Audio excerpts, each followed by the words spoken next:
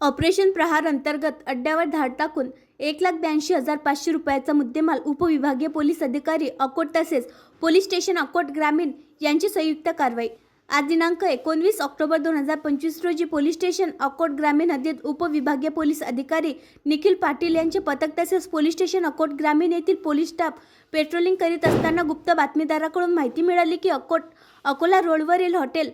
सागवनच्या मागे काही इसम 3 पाणी परेल नावाचा जुगार खेळत आहे। अशा खात्रीलायक बातमीवरून सदरची माहिती सहाय्यक पोलीस अधीक्षक निखिल पाटील साहेब यांना देऊन त्यांच्या मार्गदर्शनाखाली पोलीस स्टाफ व पंचासह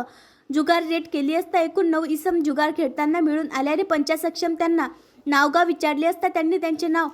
मुरलीधर खंडूजी खंडारे, विशाल सुधाकर रोडे, श्रीकृष्ण बळीराम गावंडे, मंगेश दिनकर गवडी, पुरुषोत्तम अरुण भाकरे, अजय किसन डोंगरे, नईमुद्दीन हसनुद्दीन, आकाश प्रभाकर